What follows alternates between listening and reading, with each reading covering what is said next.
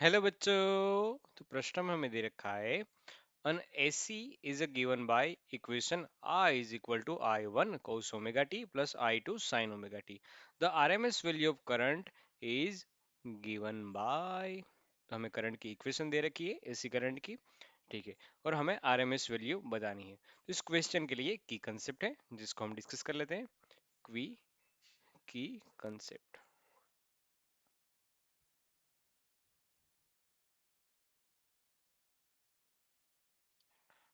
सबसे पहले तो आरएमएस वैल्यू फाइंड करनी है, तो हमें ये पता होना चाहिए कि आई आरएमएस वैल्यू होती है जो पीक वैल्यू होती है, जो मैक्सिमम वैल्यू होती है।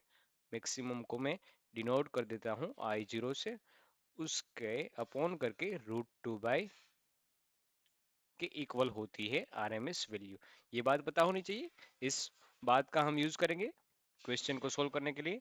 और दूसरी बात कि अगर इक्वेशन कुछ इस तरह से दे रखा है कि आई, ऐसे ही लिख देता हूँ, a sine theta plus b cos theta, तो इसकी मैक्सिमम वैल्यू है, इसकी जो मैक्सिमम वैल्यू होती है वो होती है a square √a² plus b square के इक्वल।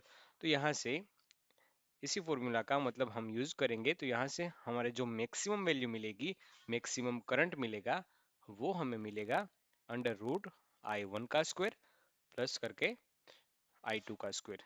तो हमें जो पीक वैल्यू होती है, पीक वैल्यू मतलब कि मैक्सिमम वैल्यू मिलेगी हमें I0 is equal to √a² यानी I1 का स्क्वायर प्लस I2 का स्क्वायर। ठीक है। अब हमें दूसरे केस में क्या चाहिए? हमें चाहिए आरएमएस करंट। आरएमएस करंट चाहिए।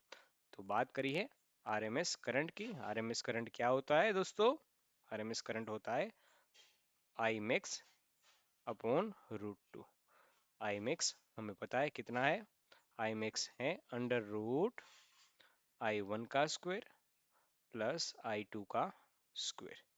तो यहाँ से हमारा सही ऑप्शन हो जाएगा D. D is the right answer for this question. I hope you all guys are understand. Thank you.